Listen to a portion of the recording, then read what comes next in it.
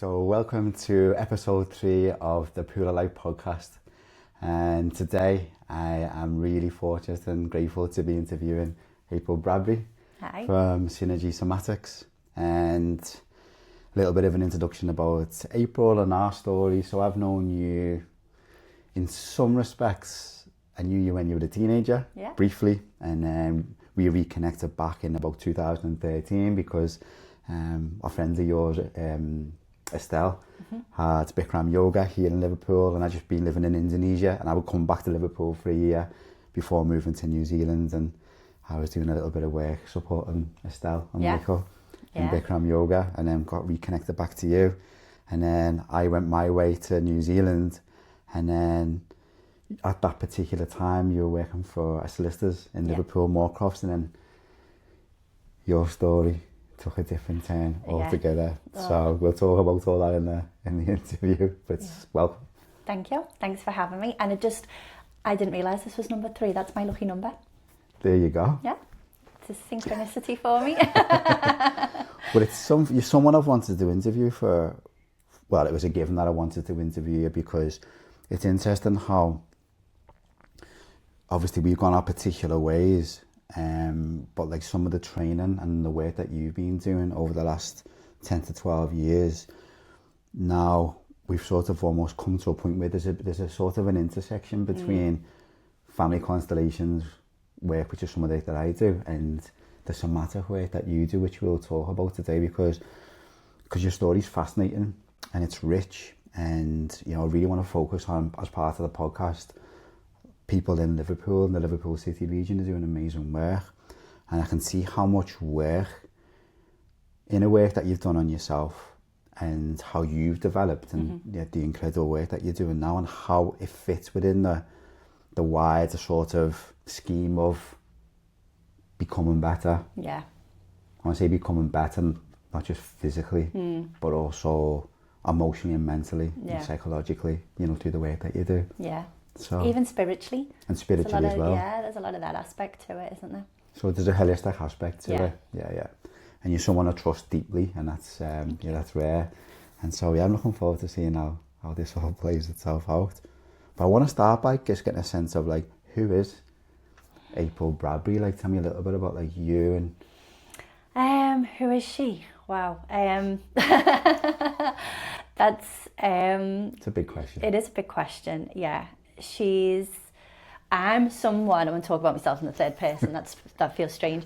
I feel like I'm only just getting to know myself now, really, to be able to answer that question. Wow. So how old are you now? I'm 43 next month. 43, yeah. Because there's been different versions of me over those 4 decades. And I think the person I am now is probably the closest to who I feel like I am. Does that make sense? Makes perfect sense, yeah. Because I feel like your teen years are always a bit turbulent, aren't they? And a bit, yeah. A bit. So there was a turbulent teens. There was definitely rebellious 20s that maybe went a bit off the rails.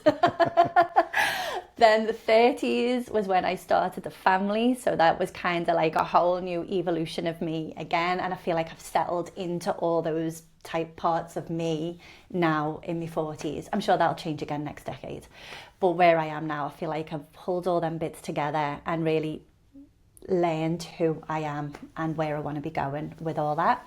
So I know I'm creative, I know I'm quite artistic, I know I'm quite free-spirited, and I know I'm in a job career path now that I absolutely love. That is where I want to keep going forwards. Yeah, that's amazing. That sums it up. Yeah, that sums it up beautifully. And you're based here in Liverpool, yeah? Yes. So where we're doing the interview now is that we're in April's clinic in Crosby. Yeah. So yeah, you're a local girl from Crosby, hey? From Crosby. Born and bred in Crosby, which is up North Liverpool. Yes.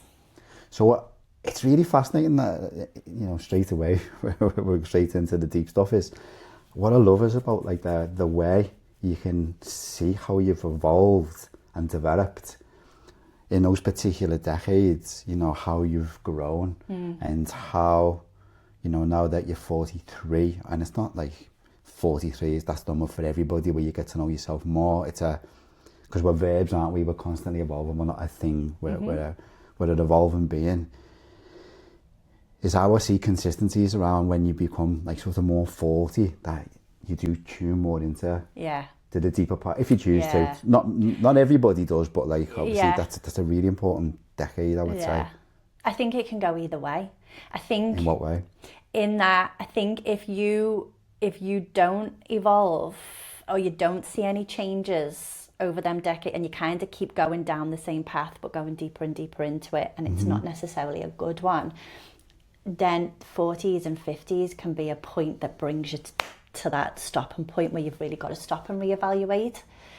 Or if you've kind of progressed and you've started to evolve in a way that feels more like you, then you've got that time and space to go, I've landed a bit more. That's my interpretation of what I see in people doing this work, is you'll hit the burnout or you'll hit the power button. That's mine. But it makes sense though, because like I mean, it's a bit simplified, but that's how was my experience. You know, there was which I won't go into today, but it's like there's consistencies with other people. Yeah. And it's almost like a rite of passage, like an initiation in some way, where something deeper wants to emerge for some people who are ready to listen and do something about it. Because if you don't, it can lead to illness. Yeah. Yeah, the universe has a way of like, if you don't listen, you'll be made to listen. Yeah, it'll sit you down and point its finger at you. But tell us about some of the work that you're doing now. Tell us about Synergy Somatics and how that come about. Okay, so it started back in 2014 when I personally had a lot of pain, a lot of physical pain. I had a desk job, I had a stressful job working as a conveyancer, and I just couldn't even pick the phone up without the pain being like phenomenal. It bring tears to my eyes. And it was a yoga teacher that told me to go and find Martha Peterson. Who is Essential Somatics. That's her company, her business. And she trained at Tom Hanna's Institute in America, who is the founder of Somatics, as in the trademark name. And she was bringing her training over to England, but she was also running workshops and she was doing clinical work here. So it was 6 months later that before she was here, made me way over to York, and I did a workshop, and it changed everything. It was like I walked away after those 2 days able to move in a way that I hadn't been able to move before. There was no pain. I just felt like a different person. So I thought, I need to do more with this. So I got the certificate. The way she certificates now has changed. So I got what was the teacher training back then. It looks very different now. And I started teaching classes, and I was like, I need to get on the clinical training for this. And she said, I'm dead sorry, it's full in York, and the next one's in Canada. And I was like, don't care, I'm going to do it. Didn't know I was going to afford it, but I was like, I'm getting to Canada and I'm going to do it. So as I was booking onto it, January comes round. So we've gone from like the end of 2014 and we're going into 2015. And I got a phone call off her, and she said, someone's pulled out the York training. Of course Can they you have. come next week? Of course they have, yeah. Can you come next week? And I was like, yeah. So I can't even remember how I did it. I must have just booked the time off work, done whatever I needed to do, and I got myself to York. And that was the start of that clinical journey. Because I was already teaching classes, but you're not living it in the same way, and it was quite hit and miss. Some days I'd have one person turn up, some days I'd have 10, but somatics was a word no one had heard of. So there was a lot of that journey just starting off, trying to teach people what it was. That clinical training was just a different level. So once I had that going, it was like, it just changed the course of the way everything was moving for me. And so it got to 2015 summer, and I went to part-time in work and thought, I'm gonna do this properly. If I'm going to do this training, I'm going to do it properly. So I went part-time. And the week I went part-time, I found out I was pregnant, and I was like, oh, shit. Like, I've committed to this, and I've changed my life, and now there's something even bigger about to change. So I was thrown in at the deep end, but it was the best thing ever. So I carried on with the training, took babies with me, had other babies in the middle. And so, 3 years later, I graduated. And I was working wherever I could work, still part-time until I had the second baby, and then I just left. Because what year was this? This was 2018. I was like, I can't go back to that environment. Can't go back to being a lawyer, be a mum, and do this work. There's just too many juxtapositions with it that didn't fit and blend well for me. So the law had to go. So there's a real level of self-awareness required to be able to acknowledge that within yourself, that those things don't work, because other people could potentially just carry on and maybe change the wrong thing. But like, you know, to be able to make the decision to be true to yourself, to walk away from that particular work, given the responsibilities you had, takes a lot of courage. Yeah, it took a lot of support as well. Like, I was blessed to have a family around me and a now husband that was like, yeah, I'll support you in this and, you know, make it happen. And it took, you know, it was a big step for me. But in some ways it wasn't hard, because I knew it was the right thing to do. It was harder to stay doing what I was doing than it was to change it for me personally. Don't know what anyone else's experience of that would be. But everything in that corporate environment was going against everything that I kind of believed and that I was training and I was trying to teach other people to do. You sat at a desk for 8 solid hours, you get no sunlight. You know, you've got limited ability to move, limited freedom in who you are. And that was just going so much against the grain of who I was and rediscovered myself to be. Again, it comes back to self-awareness. You've got to know that, you know, to be able to make that change. And again, it's not obvious to many people. Yeah. And some people will continue to work in that way for the whole life. Yeah. But when you think about it, it sounds like it's mad, isn't it? Because obviously we've had similar paths where we've come away from those environments where being stuck at a desk in front of a computer for most of the day, strip lights. Yeah. We're just not built for that, but that's been the norm for such a long time. And at the point that you might feel the same on this, like being in a desk job 20, 30 years ago to being in a desk job like up to a decade ago, with the amount of emails and stuff you were getting in, it is insane. Like at one point people could only reach you on a phone at your desk. But to the point where when I left, they could get you on your mobile, they could get you on your desk, they could get you on your email, they could get you by they'd turn up at the office. There was just so many ways of people getting you, social media. The avenues into you were so endless that there was no space.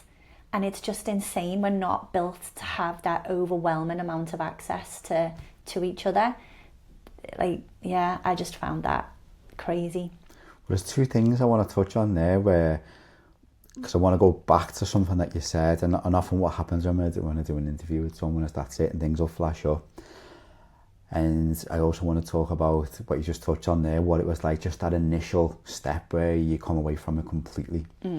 So I want to go back to something that you mentioned, because it must have been such a profound experience where you've been in pain and then you've gone to York and then you've come away from that experience pain-free when you've been in pain all the time. That's life-changing. It was. And how was that at the time? Because to go from pain to flicking a switch where there's no pain, because when it's chronic like that, it's just debilitating on all levels. How was that at that particular time? It was really profound. And I think that's what made me so intolerable of going back to a world that I realised had created a lot of that pain. Wow. Yeah. Wow. So maybe the awareness was forced on me in that respect. Like you Wow. can't, once you've got that information, you can't just forget it again. No. But the way it wasn't allowing me to meet my purpose, I think was a lot of the stress that I was feeling, and it was sitting in my body.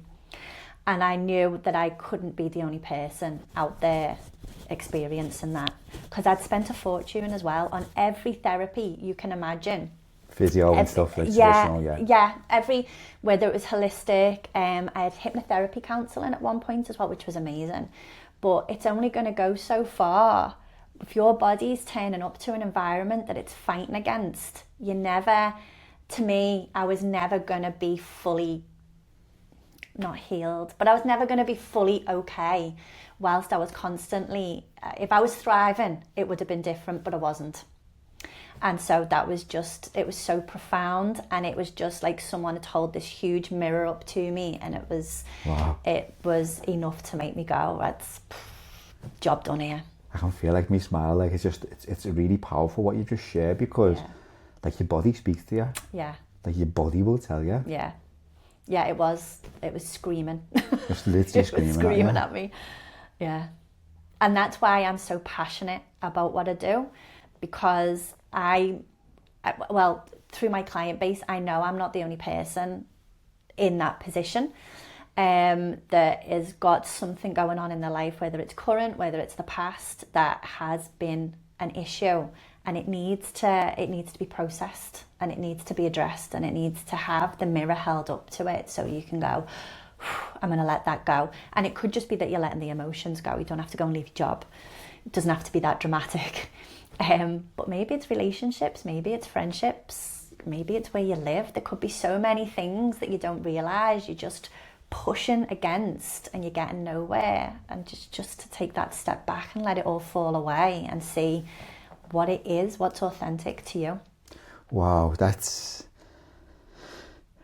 powerful what you're saying, because as you were saying about, like, it can also be relationships or where you live in, like the environment that you're in. I was about to ask that question, because it's really important, isn't it? Because someone watching this or listening to this podcast, you know, there's an immediate step that someone can take after listening to this or watching this, is just go for a walk and just take like half an hour and reflect on, how am I feeling when I'm in different environments, and do I feel good or do I not feel good? And because a lot of people just think that, like, it's like a fish doesn't even know it's in water, or this is just normal, or can't distinguish. But then when they put a bit of a focus on it and hold the mirror up, wow, my body's been telling me that this relationship, this is not right for me, or this job's not right, or this house where we are, it's like, no wonder I've been feeling a particular way, and you bring a mirror up to it.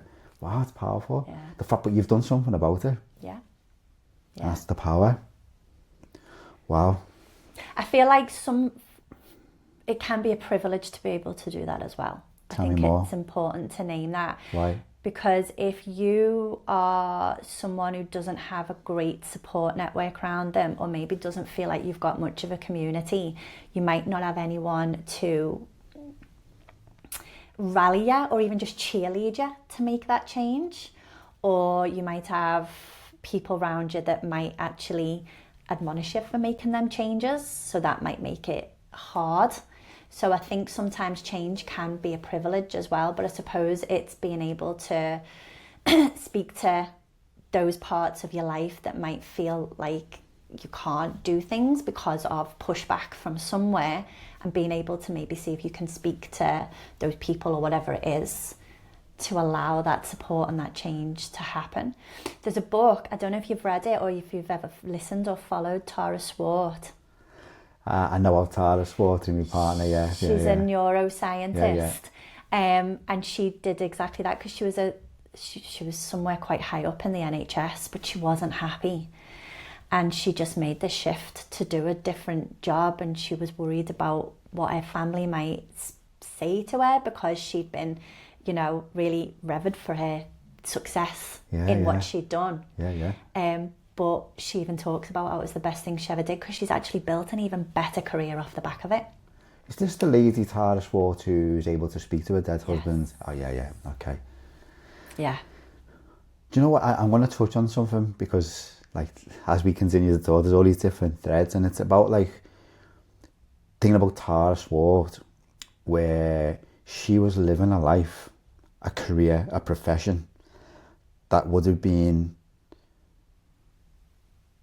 cultural within her family system. Yeah. That we expect you to be successful and we expect you to be a doctor because of maybe the culture of a traditional, you know, family or heritage. And, you know, we touched on something before the podcast around, like, you know, why you went into law. Yeah. And, you know, how you moved into that, and then all of a sudden, obviously not all of a sudden, but over time your body's like, nah. And then you said to me at the beginning of this, like, you know, I'm artistic, I'm creative. I'm not saying solicitors aren't that, but it's a very masculine, left-brained, analytical, logical profession like accountancy. And that runs counter to what you said at the beginning. Yeah. So how did you find yourself doing that? Because it is connected, we believe, to expectations on you from your family system in some way, or saying F you to your family. Yeah. Tell me more about that. It was to prove a point that I could achieve something more, if you want to use the term intelligent. It was to prove a point that I could do it. I wasn't stupid. But prove a point to who? Probably my dad. Yeah. Probably my dad. However, just to actually, when you're talking about know yourself, he was like, you need to do art. And he was right. But it's the way that you put that information to someone that either makes someone go, yeah, I do, or they go, no, I'm going to prove you wrong. It was the manner in which it was put forward that made me rebel. But he made me rebellious, so I don't know what he was expecting. So I did. I rebelled. I proved my point, and then I've come full circle and come back again. Well, not completely full circle. I suppose the creativity is in a different way now. It's funny, because, like, I've studied rites of passage and initiation within traditional cultures, because we've lost that in the Western industrial civilization and society, compared to, say, like tribal culture in West Africa or in the Amazon. They'll have the elders, they'll have the rites of passage where the boys and the girls then become into adults, and we've lost that. And when you talked about, like, you know, when you're 43, you've sort of come into yourself. But, like, seeing that was actually you coming from your ego. Yeah. And how we still need our egos, they're there to serve us, but how you're operating from ego, whereas now maybe you're operating more from a deeper place around. Yeah. Does that make sense? Absolutely. Because another example of that, it's making me think, actually, maybe I need to take this to my own next therapy session. So when I was in college, I did health and social care.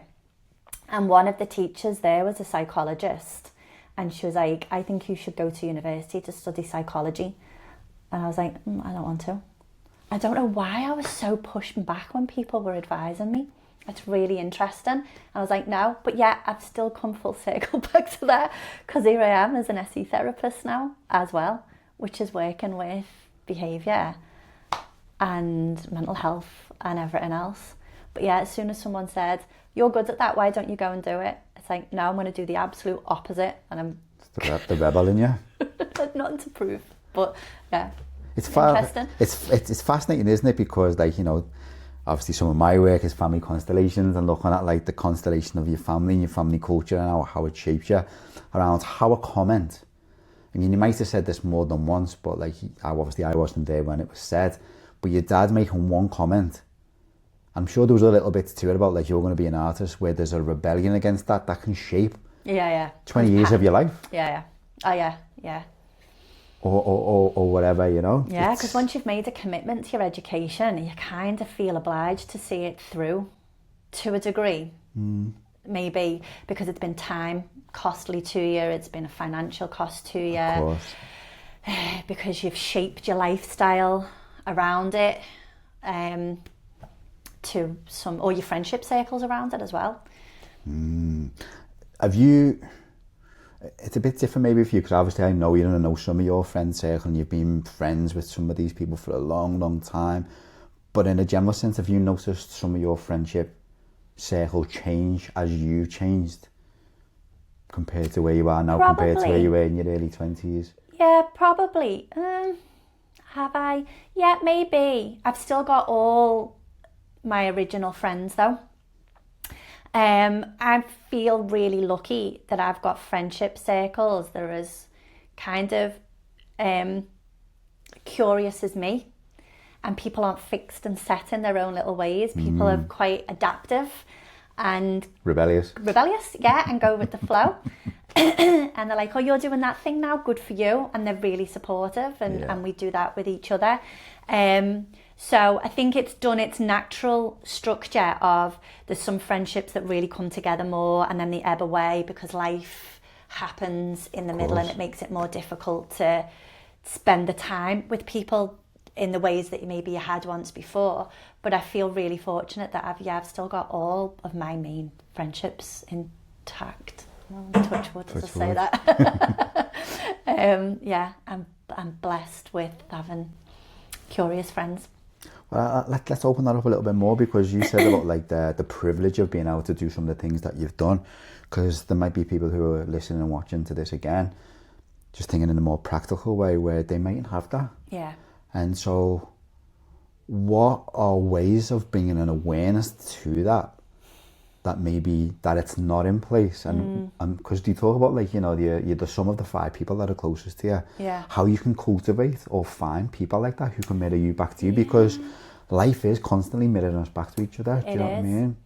It is. Do you know, this comes up in some sessions with clients, and it's like, I feel like I'm the one that does all of this kind of thing, or I'm the one that makes all the plans, and, you know, sometimes it doesn't work. You know, you see that people bring stuff like that to their sessions, and it is about finding people who you now are more connected to. Could you go out your comfort zone a little bit? And maybe if you really enjoy, I'll use my thing, for instance, you really enjoy art, could you go and find like an art class or an art group of some sort, or some kind of something that interests you, and immerse yourself with the people that are doing the things that you enjoy as well. And it's not that you have to lose old friendship circles. You can just expand on what you've got. Excuse me. And maybe from there, that opportunity of change will start to present itself, because it's like you might discover that you're really good at that thing, and little, like, even like a side hustle could come to light from it, couldn't it? That makes it. I know there's plenty of people that talk about how that's how their career's changed for them, is they've discovered a talent and people have been willing to pay for it, and all of a sudden it's then their main job. It could be something like that kind of gets you into it. Yeah, spend time in places that, you know, resonate with you. Do you know what's really interesting? I interviewed an amazing community leader in Liverpool. She's a real powerhouse. She's quite well known in the city. And she was talking about in the podcast for another company I'm doing some consultancy for. And in that interview, she grew up in L8 in late 70s, early 80s, the riots and stuff. And what she said was, she said, my environment shaped me, but it also, when I stepped out of that and got a job in, she said, in town, like in the sort of mid to late 80s, because she changed the environment, all of a sudden it opens up. So it's mirroring what you're talking about, where by taking yourself out of this environment where we're talking about, say you're not happy or what's going on, exposing yourself to different groups, different people, that's how you create the change, because your environment's a feedback loop. Unless you change that, or change yourself, or both, you're just going to be in this continuous loop of pain in your context, or being in a job or a career that doesn't work for you, or a relationship. Do you know It's quite restrictive, isn't it? And your body will tell you. Yeah, because your body will be restrictive. Bring it all back to the body, which is obviously what the what the work that you do. Yeah, because then your nervous system can't get where it needs to go. It's like, you're stuck. Oh, nervous system. Let's talk about that. Nervous system. It's my work. I mean, I might be in a bit of an echo chamber, but there's a lot of content and a lot of information that I'm seeing more so about the nervous system. Like, you know, but going back to when you started doing this work, and, you know, you talked about somatics. No one did about somatics really in 2000. And I mean, it's becoming more popular because it's so important. And you've got people like April Daulby, like talking about like your nervous system, and Peter Levine, who's you know, you're from his school, around regulating your nervous system, especially in the times that we live in now, because of the chaos and the overwhelm and the dysfunction what's happening in society. Like the nervous system, being able to regulate that, whatever environment you're in, is key to so much. And you know, this is your work, so like I'm keen to hear, what is the nervous system, what's its job, and like how can we work with it as individuals or with you, you know, to how to use it to your advantage. but to regulate yourself and to look after yourself. And because obviously people are operating in life without realising that, oh God, I've got a nervous system, and a lot of the things that I'm experiencing are because of nervous system dysregulation. So over to you. So to speak in my language, because I'm sure a medic would speak about it very differently. Your language is good. So to speak to it from my language, I think it's the epitome of who we are. It's the information coming in and it's the information we give back out. Our nervous system is that part of us that is floating through life, I suppose. And its main job ultimately is to keep us safe and to have experiences and to learn from them for, it is to survive or to thrive. That's how I work with it anyway. So every experience we have shapes our nervous system and the patterns that go into it. So when I'm seeing people and I'm working with people, I'm looking to see like their belief systems that have gone in, that have shaped their nervous system, and where that bang is going to alarm them, or that bang is going to make them curious and go and explore. It's working with the vagus nerve with that, because I think we had like a little side conversation about we'll touch on the vagus nerve a little bit. It's working with the patterns, because your nervous system is taking in all this information and it's doing something with it. And that could be something really good, or that could be something really negative for you. So if you're used to being in a stressful environment, all that information that's coming in is going to create a holding pattern in your physical body as well, as not just your internal system. So that's where that word soma from somatics is. It's your internal awareness. Ultimately. Okay, didn't know that. And so you're working with your nervous system to kind of scan your internal environment, and then your physical part of your shell, your physical being, is responding to that as well. So that's your survival instincts like fight, flight and freeze ultimately. And all three can exist. One can be stronger than the other, depends on your experiences. And they can shape your, I suppose, appetite for adventure and change, or they can hinder it. From a risk point of view? From a risk point of view. And whether risk has been too much to your detriment, or whether the risk has paid off and rewarded you with a positive outcome. So that's how I work with the nervous system, because there's probably a load of ways that you can work with it outside of what I do. That's why a medic would probably speak about it differently. It would probably talk about how it's, you know, innovating your organs and your ability to, you know, function in a different way. But that's the way I'm working with it. It's quality of life. Quality of life. It just sounds, from what you're describing, it's absolutely fundamental. Yeah. Like, and it's plays such an important role. Like, why would you not want to understand it and work with it and create environments that are going to keep it, you know, maybe safe? So just with the nervous system, like, does that develop in utero as well? Yes. So like if you're having a baby, you know, obviously the baby, would that be affected by the environment and obviously your nervous system as well? Absolutely. That would map the nervous system down that baby born. Okay. Yeah. Interesting. So mum's experience is directly talking to that fetus from conception. Wow. And some believe that what's happened in that womb space prior to conception can also start, because what is happening for mum's experience before baby's even conceived will shape mum's nervous system, shape the chemicals and the hormones around that can then have an impact on baby when it is conceived as well. Wow. Yeah. Wow. That's huge. That the implications of that.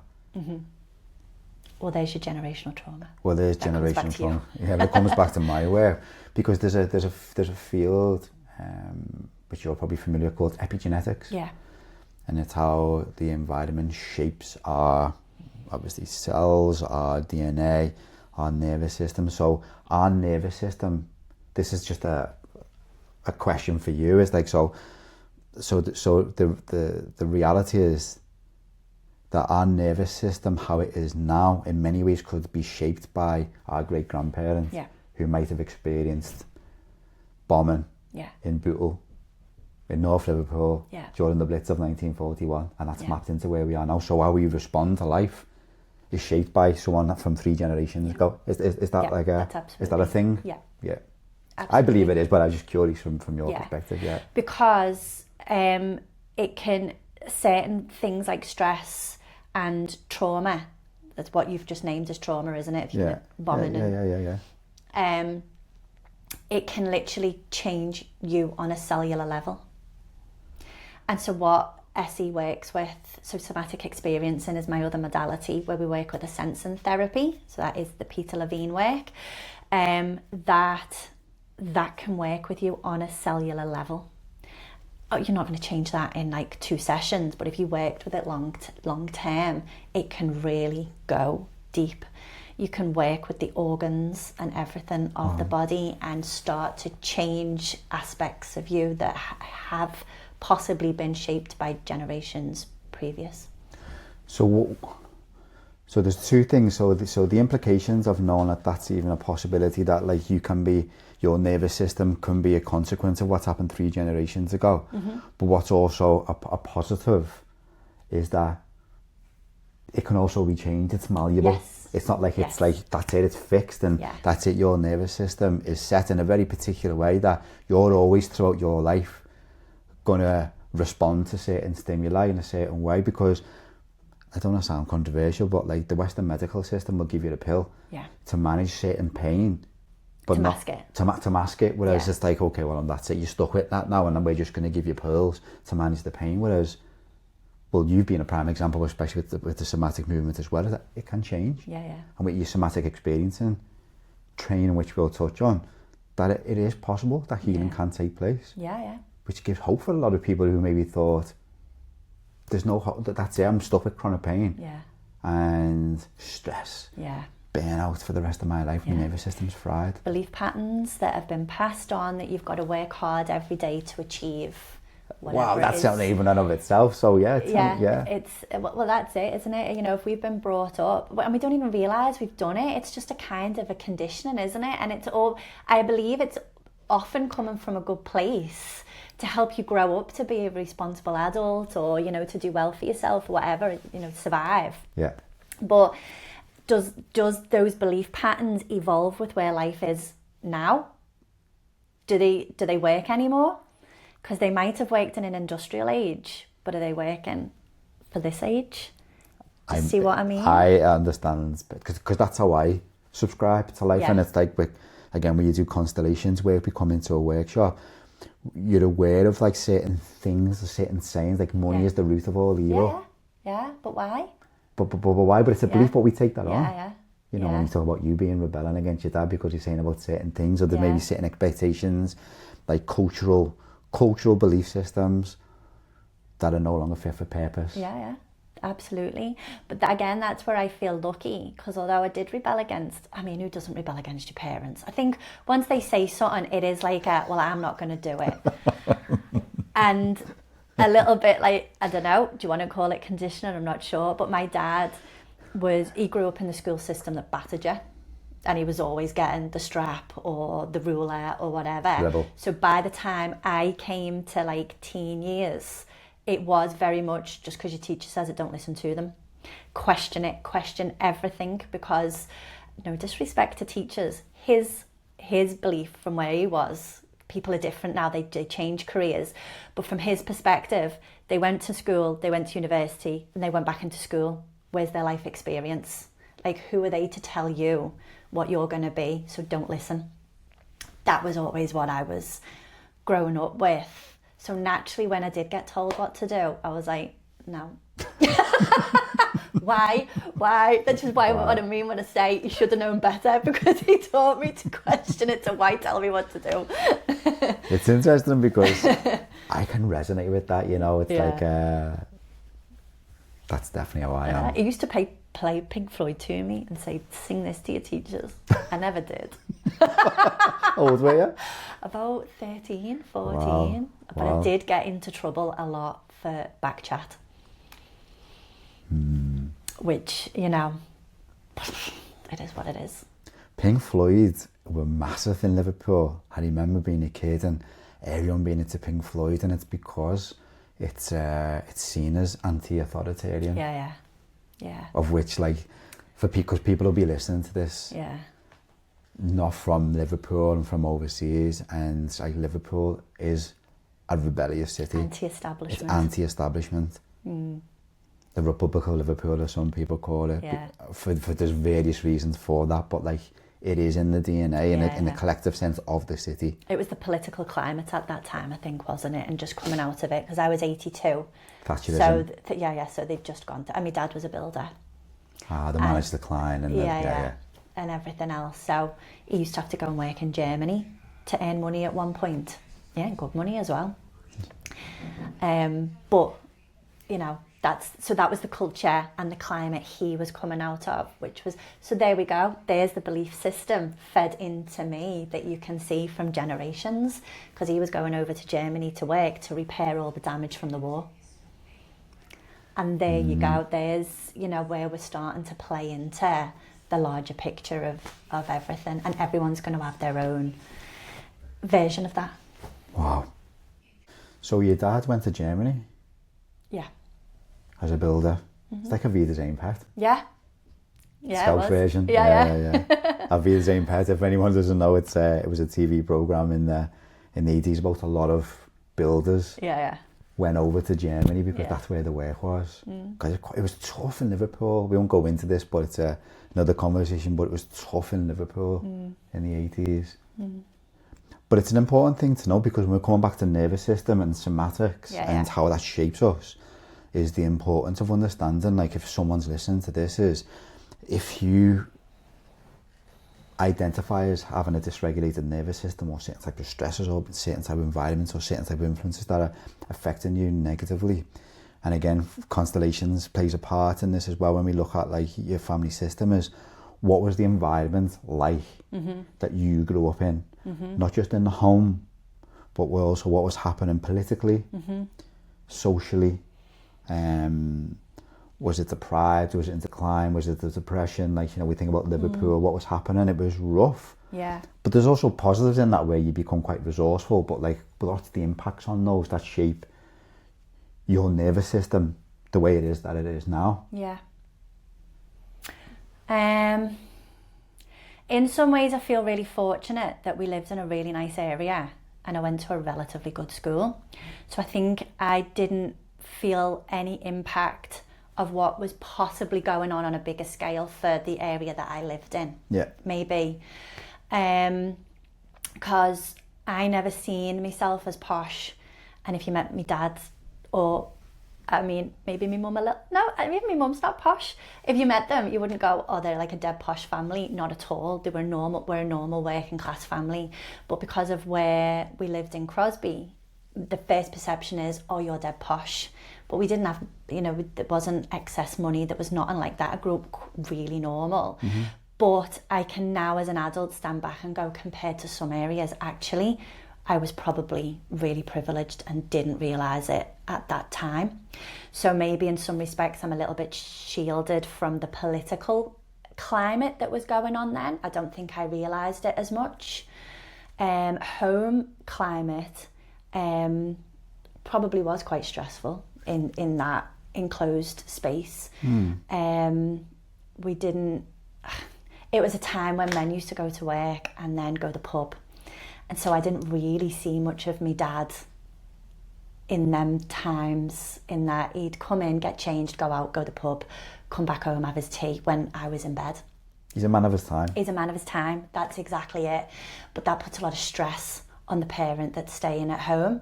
And so you feel them stresses, and you feel like when people are living quite separate lives, even though we're all living under one roof. Everyone's living actually quite separate lives in that respect. No one's really eating together as much. And there are times when you are. You know, we didn't have computers, so we sat and played board games on a Saturday night if everyone was in together, but that wasn't a regular thing. But they were the ways I used to play out in the street with my mates. I was very privileged to have that opportunity as well. But the home life, yeah, it was a stressful environment to live in for a number of reasons. Well, that would have been affected definitely, even though like you weren't aware of it, because obviously the age that you were, your parents would have been feeling that. Yeah. And by proxy, that would have affected you at home, whatever was happening, like obviously politically or economically, whatever at the time, to some degree. Yeah, interesting. I'm just respectful. I won't go too much into that. No, it's okay. But it's enough to be aware that there will have been pressures that do affect. Absolutely. And I suppose home.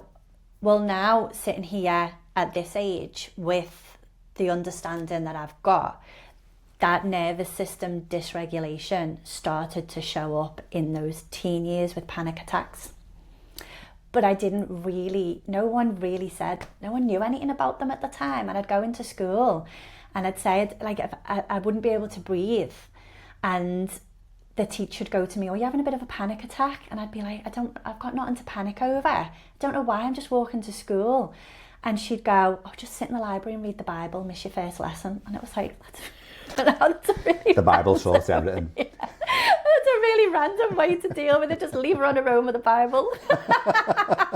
How times have changed. How times have changed, exactly. Wow.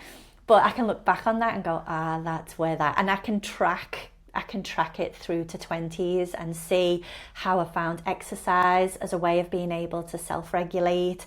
I partied probably as some form of, was not regulation at all, but it probably made me feel regulated in the moment. Yeah. And then finding somatics, and that was like, this is what you should feel like. It's fascinating, the threads of how, when you look at someone who's like stepping up into finding, you talked about the purpose, you know, being able to see, you can see the threads, can't you? Like about like when you step into, you called it luck, but I don't think it's luck. There's more to it than that. Whatever you are now doing what you're doing, but you can see the threads going back. And like anyone else listening to this, go like, well, what are your threads? And like, are you missing the thread that where if you come away from what you're doing because your body's like telling you that this isn't good for me, and then stepping in, that it'll reveal itself. Yeah. And you'll be able to follow those threads. So it's almost like you're doing what you were always meant to maybe do. Yeah. And everything tells a story. Yeah. And the story informs people at 43 doing what I'm doing now. Doing what you're doing now. Yeah. So what type of clients are coming to see you? Because let's bring it back to like in a very practical way. Like you're in your lovely little space here, and I know you do like group classes and stuff, and I've done a somatic experience in session which was profound. Like, why would someone come to see you? Like, what are the typical things that someone will present with? To come and see me, if they can recognise dysregulation, that's the first one, and I think people are getting better at that because it's spoken a lot more. Panic attacks, anxiety, high levels of stress, burnout. That's with someone with an awareness of being able to pick up on it, they would come to me.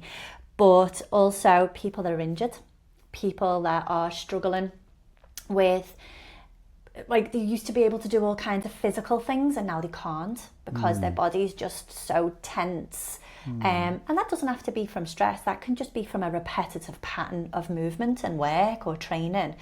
They come to me, and that is more functional. The clinical somatics does have a more functional side to it, so they would come to me to help with physical pain, and they would get a side slice of regulation with that, and we'd talk about it so they can feel it.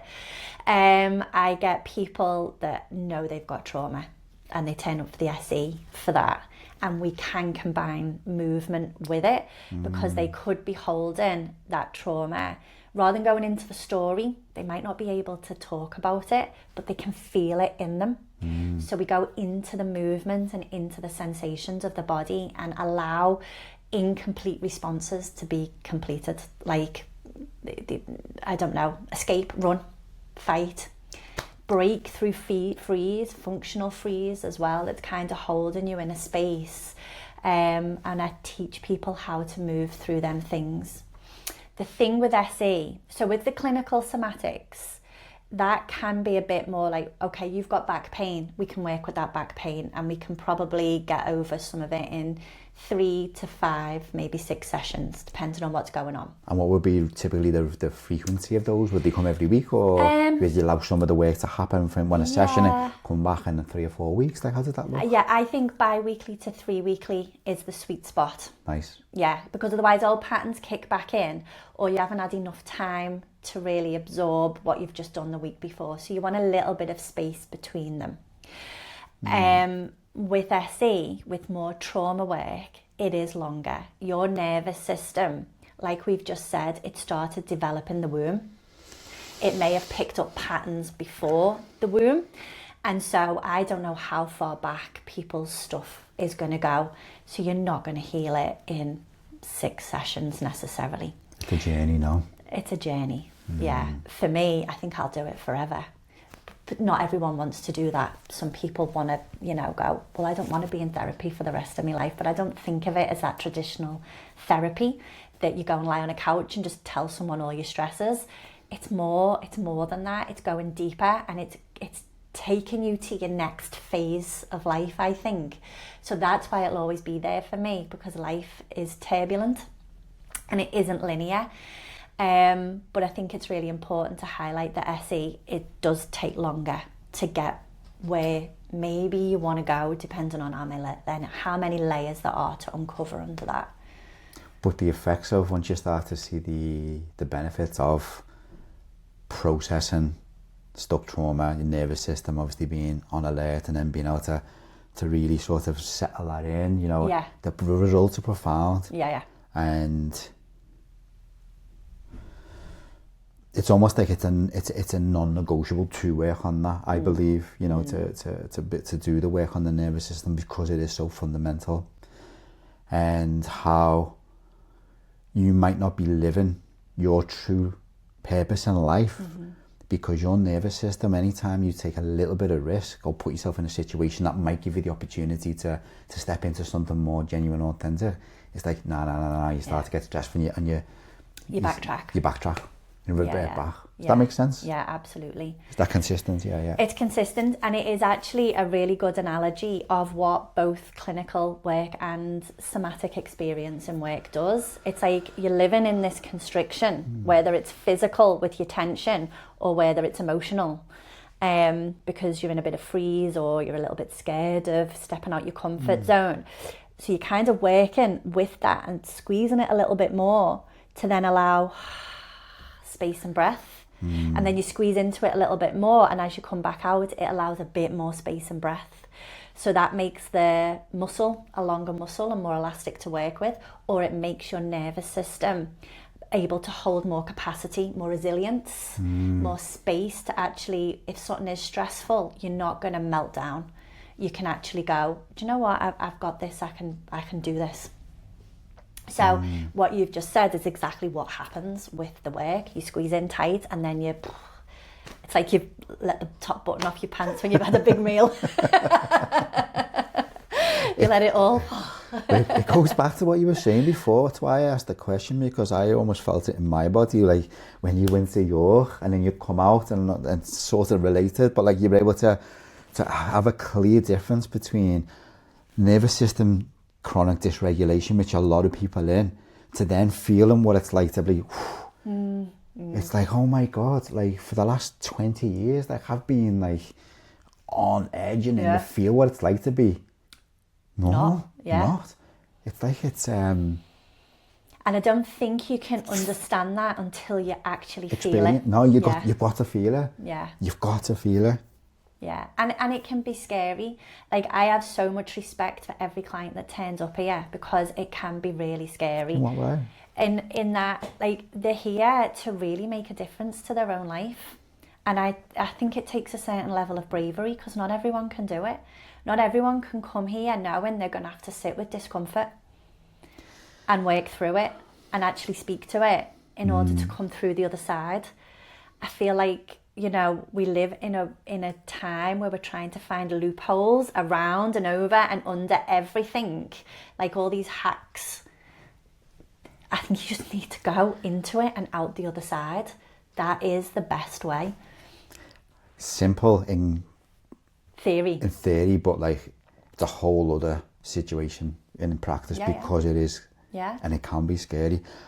And building on as well is because if you go through and you go through the shit of what it means to go through that and start to heal yourself.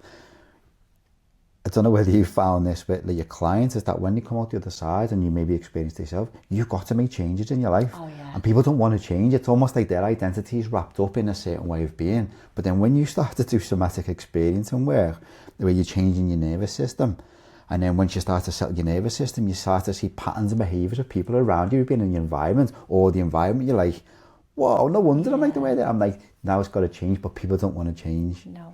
It's scary. So have you, tell me a bit more about that. Well, I think you find that you put boundaries in place that maybe you've never put there before, which can cause a bit of friction. Amazing, yeah. Saying no. But at the same time, I also believe that nervous systems learn off each other. So if you were feeling really stressed now, I might start to feel a little bit stressed. So if I start to soften, you might start to soften with me. So sometimes it can actually be really reparative for people's relationships without necessarily having to say anything. It's just that they might not lose their temper as quick with someone, and so it heals and it can create better boundaries rather than bigger boundaries. Coherence, it can go the other way as well.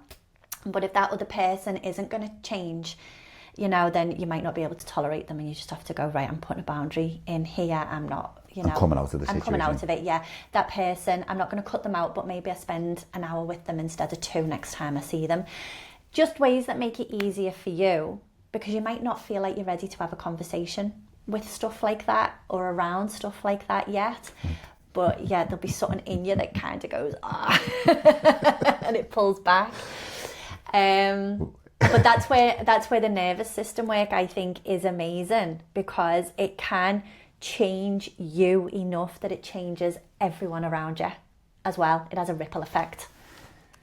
You don't have to convince me. You're preaching to the converted, because I've seen actual physical evidence in my own life by being able to regulate my own nervous system, doing inner work, the effect it has positively on other people, and changing environments and creating more harmony and balance and boundaries. And it circles back on itself. Yeah, absolutely. So it makes it's a positive feedback loop. Yeah, definitely. And so it validates your experience as well. Well, if you're a really stressed person who's quite explosive, when people see you, maybe a little bit. Maybe when people see you, they're like, oh, what mood are they going to be in? Eggshells, yeah. So the more you soften as a person, the more they can relax into your like personal space as well, and be like, oh, okay, so we're cool today. And you repeat that enough, then that safety builds itself, doesn't it, between people, and there's that ripple effect happening in real terms. I'm not sure where it's coming from, this for me now, but it's just what's present as you're saying that is the importance of you as a mother. Obviously for, you know, your partner Dean as well, your husband, for your kids.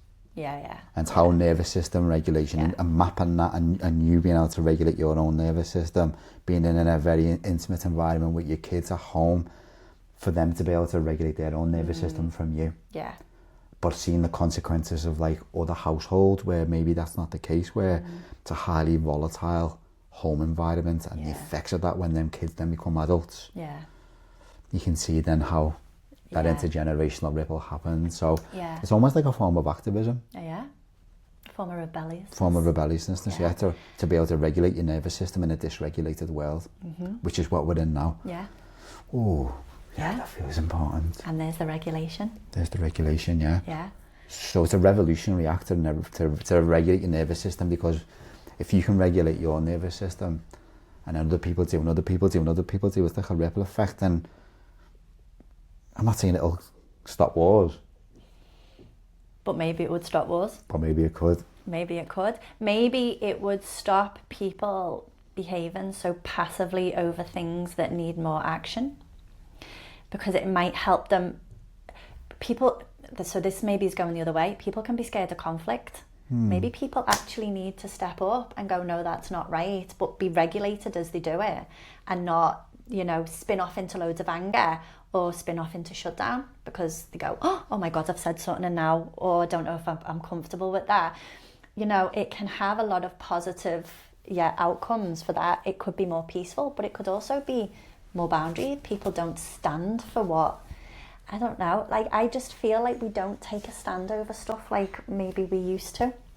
With presence. Yeah. That's what comes up to me, where you're able to be fully present, in the moment, regulated, boundaried, and speaking the truth. Yeah. And because all the other stuff you just mentioned there, you know, it's family conditioning and story and growing up in a dysregulated environment and all those. And obviously, if you look at what's happening in the Middle East, you know, just think how much war's happening around the world, and then the ripple effects of that. So there's all playing a part. So it's because that's this will take us off into a whole day. So I'm conscious not to go into it, but like I'll just touch on it. Is that like about like why we don't do that no more? Like what is going on in the world and people not stepping up? In a way where there's these things happening in society, like this division, and it's like it's massively dysregulated. It's frightening almost, you know. Yeah. Why people aren't. Sorry. No, you go. I was going to say it's like because there's no conversation anymore. There's only attack and attack. There's no, well, you believe this and I believe this. Oh, okay, that's interesting. Move on. It's a lot more conflicted than that, isn't it? And it's like, well, if you believe that, I can't be friends with you. The key word is belief. It's a belief. And you can change your beliefs like you change your socks. Yeah. Do you know what I mean? It's just like it's like an abstract way of being able to see the world, by having a set of beliefs. Yeah. And then defending those beliefs like it's like the truth. Yeah. Yeah. Like there's no other side to that same argument, which is a shame, because there's a lot to be learned, isn't it, from having those debates. That's acceptance. And debates, but there's an acceptance of other people's beliefs. But like I suppose like somatic experiencing, you know, as a tool and as a method, you can see, I believe, you know, it really has an important place in the times that we live in right now. Oh, absolutely. Like it's like the more I'm talking about it, I mean, I had a sense, you know, and I have looked into it and I've done a session with you, and it's connected to family constellations and some of the crossovers. I mean, there's a book here that you've got, which we'll touch on. But like now I'm having more of a conversation with, like, oh, this is almost like it's a non-negotiable. We need to have an awareness and an ability to be able to do this. So if someone comes to you for sessions, do you also teach people techniques and tools when they're at home to be able to regulate the nervous system through breathing or body awareness? Can you talk a bit about that? Yeah, so the first couple of sessions are all mainly centered around helping people track their nervous system and get familiar with what feels like an okay sensation and what is uncomfortable. And then if we can hold the discomfort, we can actually move out of it. We can go through it and out the other side. So I teach people how to do that. So that tends to be the first few sessions. And then, because that's a lot of safety building as well, they've got to learn to trust me, that I can hold the space for them. They've got to learn to trust their own ability to be able to control that too, and that it's not too scary. And then once you've gone outside of that, that's when you can really start to drill down a little bit more and go deeper, and it tends to get a bit more focused on maybe other stuff then that we work with on the edges. I never go into the eye of the storm with trauma with people. You work on the edges and you make everything safe and a place that they can hold and work into without going too deep. So that is part of what they'd be doing anyway. Once they've learned to track their nervous system, that becomes like a natural tool that people can use day in, day out. But we work with things like the VU, your VU breath, that helps people when they, you know, if they can't express themselves. The vu breath. Vu breath, yeah. So, you know, a little bit like the in yoga, you use vu.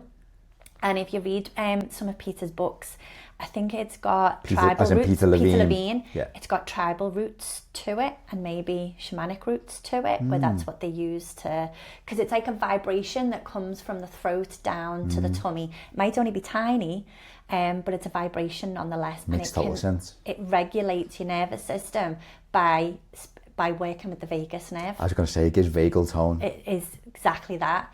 And so you literally hold your breath and then you woo, bit like an Makes total sense. Yeah.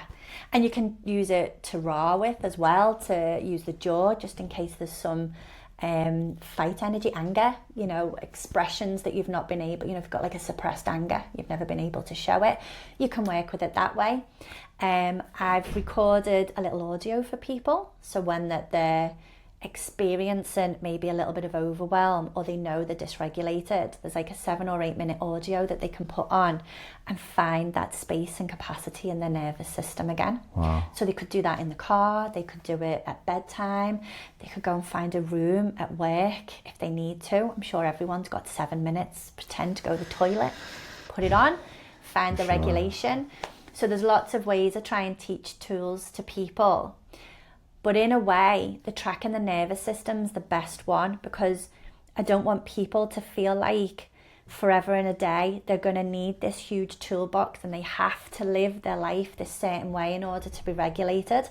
I want people to learn that they just have these to dip in and out of, because ultimately they're going to be regulated enough. They're not going to need these every single day. They're going to have the resilience and the capacity to be able to just function through the day as they would, with the ups and the downs that happen. No day starts perfect and ends perfect. No. But they also don't need to ensure that they've done an hour of breath work in the morning, they've done an hour of yoga in the afternoon, and they need to get their hour of cardio in a night just to be able to be a normal functioning human. That, you know, these things can just be a couple of minutes and you're done. And that's all it takes to regulate again. Wow.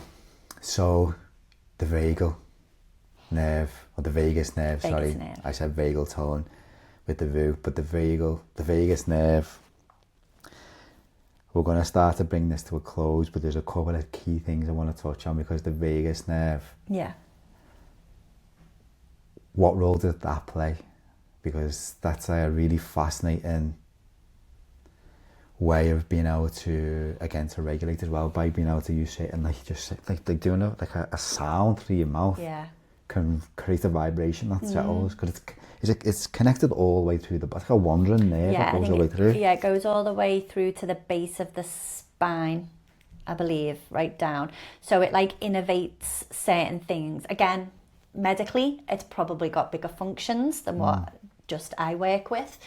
But it does innervate like your breathing, your heart rate, your bladder, your hunger, which is why the tone of the vagus nerve can mean whether your ventral vagal, which is nice and regulated, where it needs to be and it's well balanced, and everything will be operating in a nice level playing field, or whether you're in your sympathetic, which is high, which can be good, it can be positive until you're stuck there.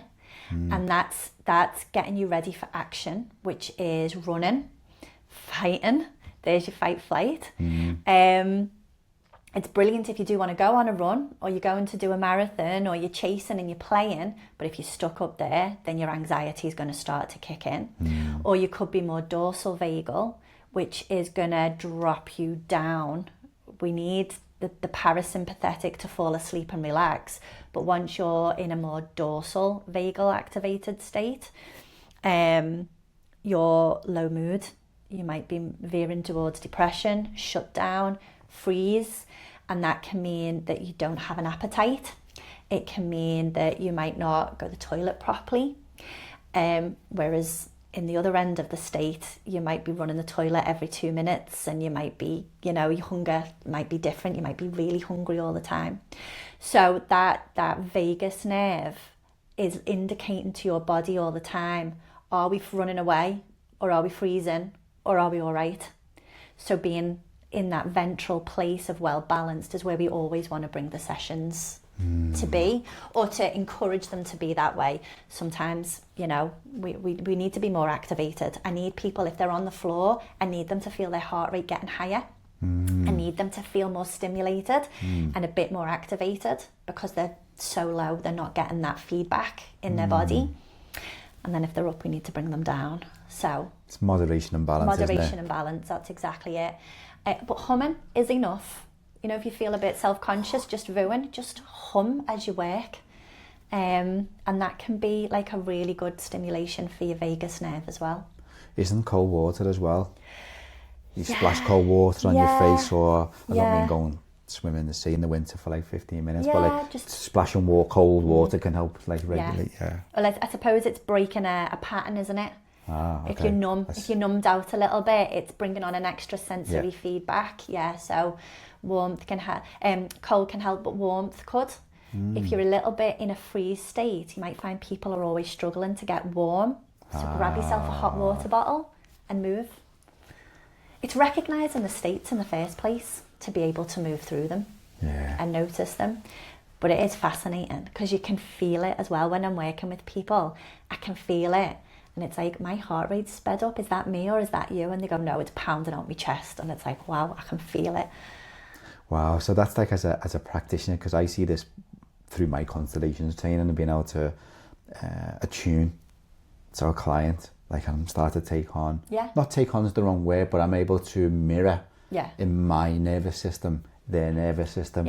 We touched on before about that coherence and being able to map where you might be with someone where you're regulated and they're not, but they're able to regulate themselves from you being regulated, if that makes sense. Yeah, because you'll start to mirror their breathing maybe. Mirroring. Or you might mirror their posture, where if they relax, then you might go, oh God, I realised I was just gripping myself then. And so it does, And breathe. Yeah, that's it, just let go.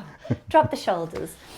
So it does do that, and it just fascinates me how we interconnect and we interact in that way, and how connection is absolutely everything. And that's why dealing with your own traumas, whether you feel they're trauma or they're not, just dealing with your own difficulties and getting yourself in a better place than what you might be can have such a powerful effect on the community that you live in. I agree. And everyone around you.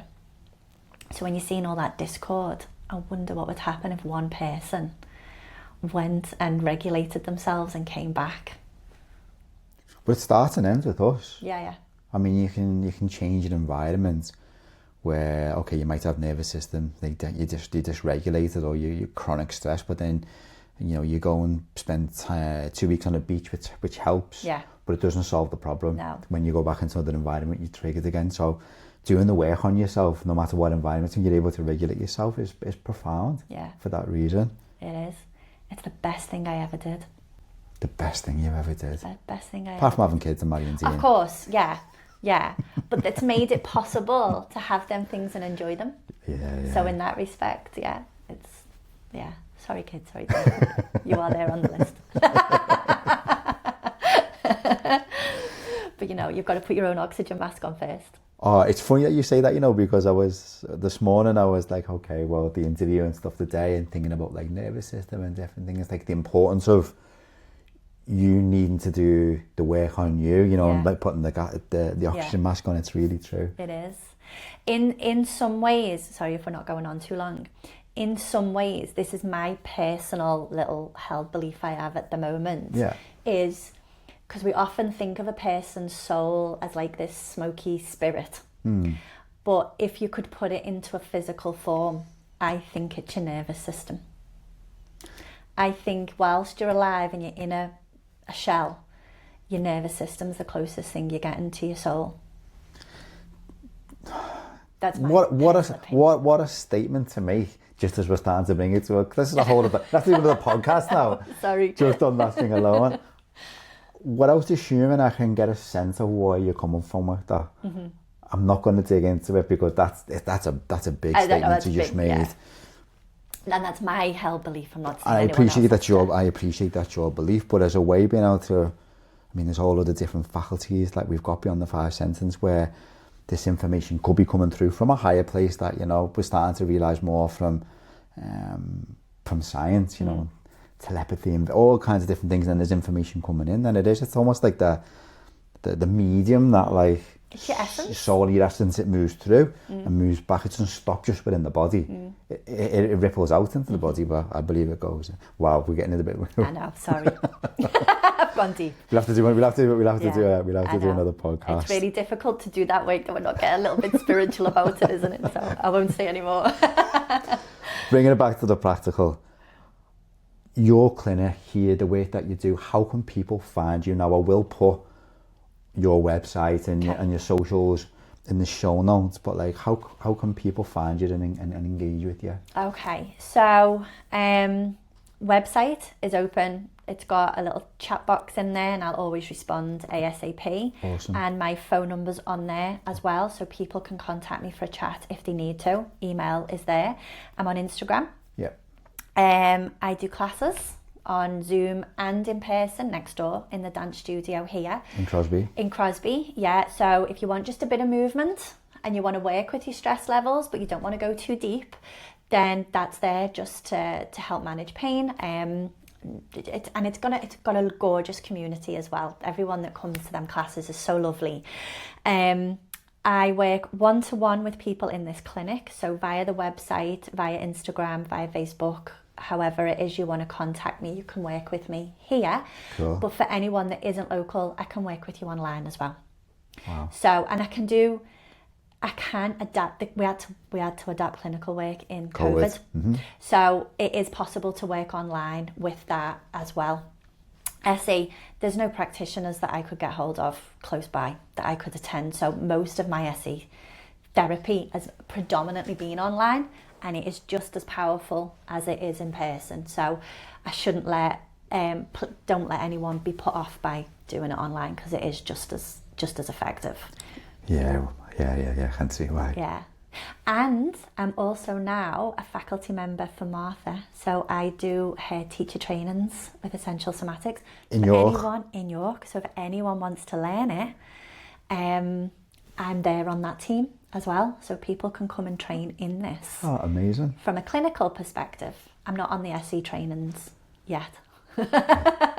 Maybe one day. But even the SE practitioners, they're few and far between, given how profoundly powerful it is.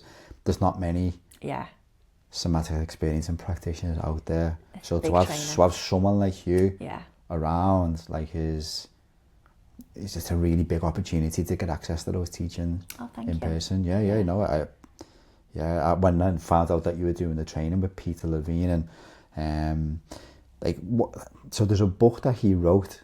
Is it Waking the Tiger? Waking the Tiger. Is that the best entry sort of first step book that's a read of somatic experience? Is there a better one? Yeah, well, and I'm going to forget the name of the book. We can put it in the show notes. I'll put it in the show notes because I've read it 3 times now and I can't remember the name of it. It's not his latest one. It's the one in between, and it's brilliant. I really like that. It's got a lot of case studies in it, and it's just the way he's written it, like a little bit later on, I think it is, and it's got a different feel to it. I feel like it's easier for someone that's never read his work before, but it's great. And for somatics, there's a book called Somatics by Tom Hanna. That's a great book as well to help you understand the physical holding patterns in the body. Okay, I might have to get that myself. Yeah, it's really good. All right, we'll put all that in the show notes. Just to bring it to a close, I mean, this has been an incredible conversation. Like, it's amazing because I get to learn so much as well from a selfish point of view. What's one thing or one piece of wisdom or one practical step that someone who's listening or watching this can take away? And it might be the view, or is there something that someone can take away from this? Apart from the abundance of insight that we've sort of shared already with the conversation. Yeah, something that... So, I think stopping and finding that internal awareness is the most powerful thing you could start to do to teach yourself. And I have an audio that guides you how to do it on my website as well. There's a section called free resources and videos. And it is just again, it's about a 6-minute audio where you just stop and sense your internal state. That's huge. It's so difficult for some people to do. But if you can just sit on a chair or lie on the floor or stand, whatever position works for you, and just start to listen to what your body's telling you from an internal perspective. Okay. And you start to speak that language to yourself and listen to that voice, everything else will grow from there. Wow. That's free. It's free. And that to me is the most powerful thing, because when you listen to those little whispers, things don't have to scream at you. And that is the best thing I ever learned. Well, when they're screaming at you, it's like, yeah, put the brakes on quick. Yeah, go phone me. Help. But yeah, if you can tap into that inner voice, then yeah, you'll notice so much. You'll learn so much about yourself. Wow. Okay, and that's on the website and free resources. Free resources. What's the website? What's the address? All the W's, synergysomatics.com. Again, I'll put the link in there, and I'll put the specific link into that free resource. Yeah, wow. There's a load of videos under there. They're somatic, they're movement videos. I don't have as much SE on there because I'm very conscious of what might be safe for someone isn't for someone else. Yeah. So I only give them out after SE sessions, so Okay. I know people have understood what we've done. But yeah, all the other stuff is on there, so you can have a go. Thank you. Go and apply. Yeah. Wow, amazing. Thank you. I really appreciate your time today. Like there's so many nuggets that I'll take away and reflect on, and I can see that some of the crossovers of our work. Yeah. And yeah, it's a real blessing to have someone like you in the city region in Liverpool, and obviously people can still access your work from afar through online as well, just to contact you if they need some help. And yeah, just thank you so much, and thank you. Hopefully we'll do this again. Definitely, yeah. Thanks for letting me speak as well. I really appreciate it. Thank you. Thanks.